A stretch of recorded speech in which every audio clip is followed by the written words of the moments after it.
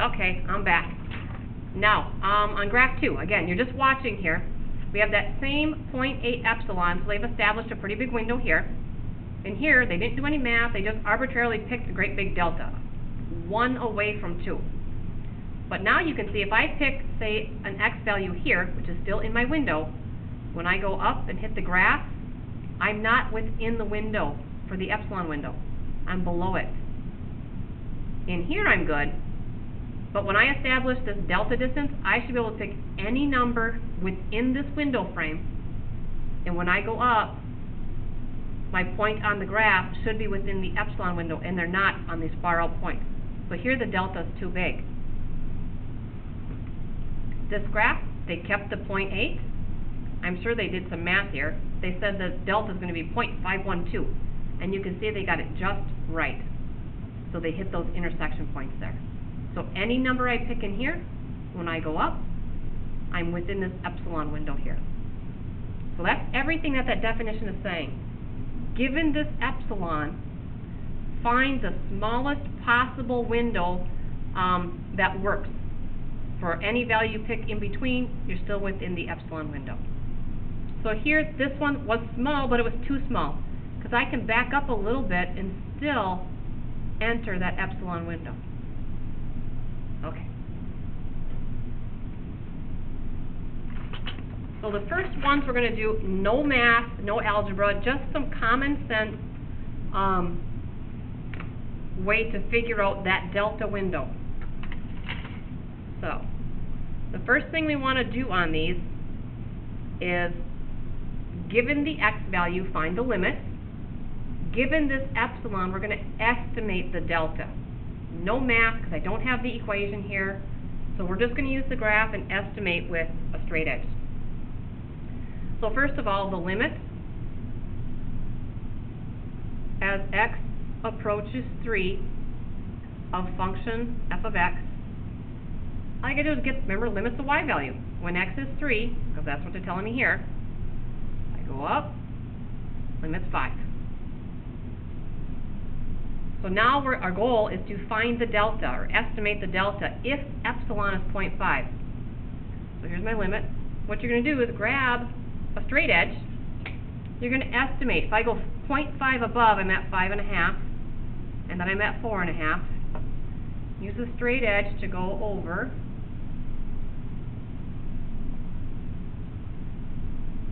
Once you intersect, go straight down.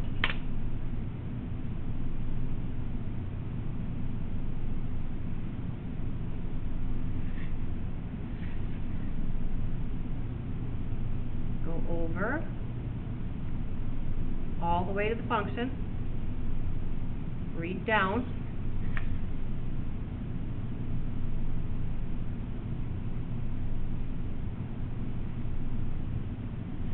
And now we're just estimating the delta. I mean, mine didn't come out symmetrical, and they don't have to, but I really think this one was supposed to come out symmetrical. I'm going to estimate that, and then we're estimating to the nearest tenth like they did, like they gave us to the nearest tenth. So I'm going to say about 0.2. So the delta is about 0.2. Let's try another one where it's going to be pretty obvious that they're not the same on both sides. Let's go down to number 3. So the first thing we want to do is give the limit as x approaches 6. I'm reading the graph. The limit's 4. So the limit as x approaches, well, that's nice, 6 is 4.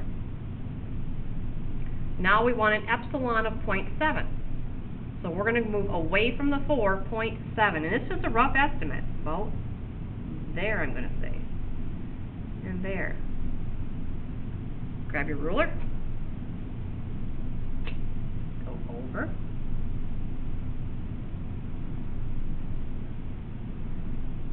Once you intersect, go down.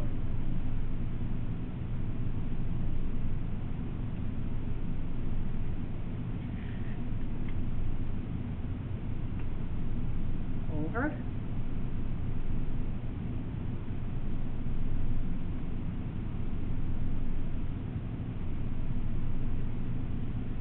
And then down.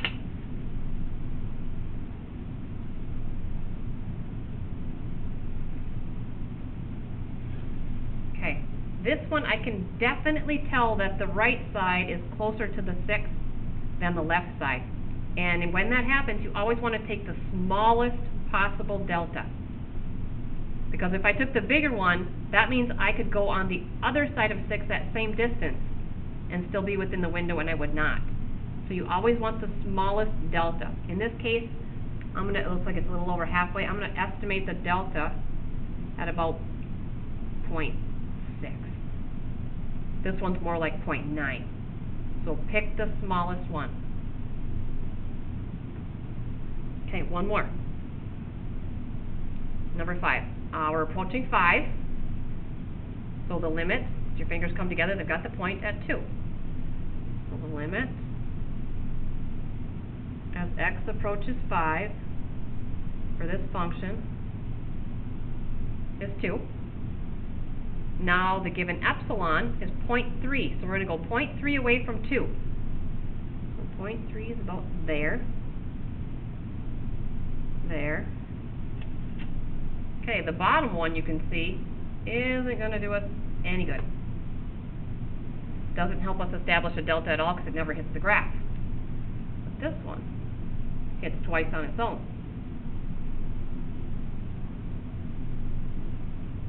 So go to both intersections, drop them down, and I think you can tell this one's much farther away from 5 than the other one. So it's really not needed, but I'll do it to show you.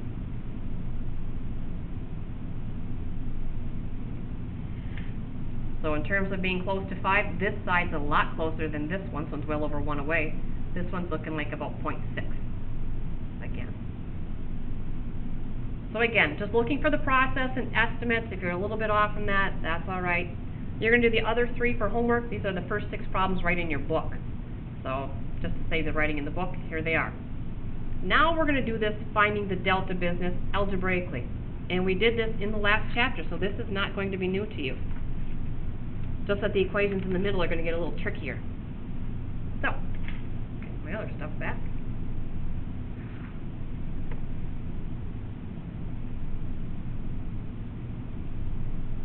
Back to example 1. If f of x equals 4 minus 2 times the cube root of x minus 6, a little big, can you estimate delta needed to keep f of x within 0.01 units of the limit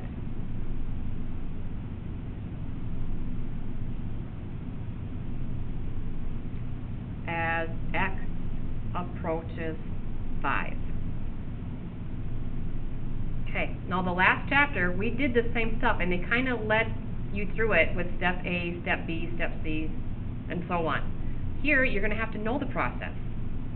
So, if it helps, you can make a little sketch to show yourself what you're doing. No, wrong calculator. That one's dead. There we go. So we've got y equals 4 minus 2. Okay, the cube root is under math. Cube root's number 4 of x minus 6.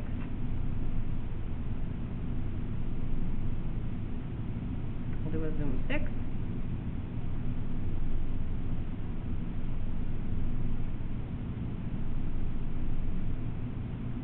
And if I trace to 5, 5 is where I am trying to find the limit at. I'll trace to 5 and hit enter. And it takes me right to that point, 5, 6. So if I was to look at the table at 5, there's the 6. So the graph is, the trace is just a quick way to get to that point. Or, while I'm doing to find the limit, is to plug 5 in here. So then the cube root of -1 is -1 times by that -2, add the 4, you've got your 6. So, but the whole point of that was to make the graph. So here we go.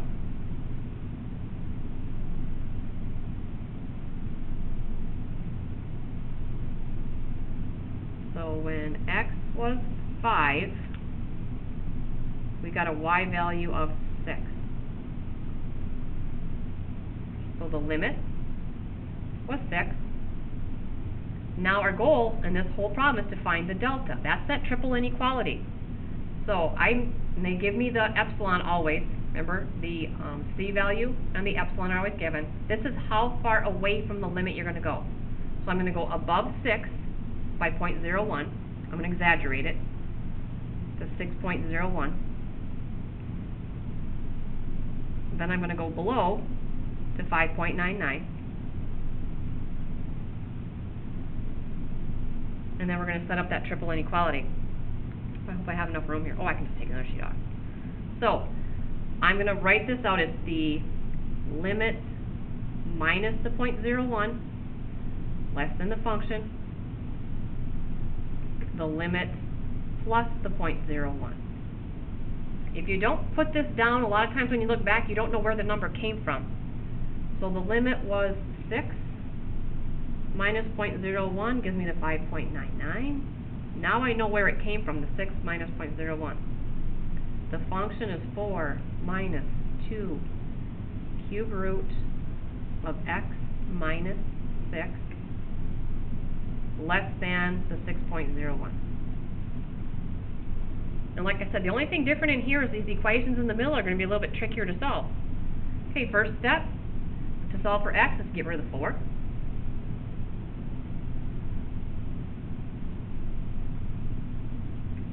$1.99 less than negative 2 cube root x minus 6 2.01. Okay. Next thing we're going to do is get rid of that negative 2, and that is multiplied by that cube root, so we have to divide by negative 2. I'm going to grab another sheet. Oh, here. Look at this. We'll just continue on with this one.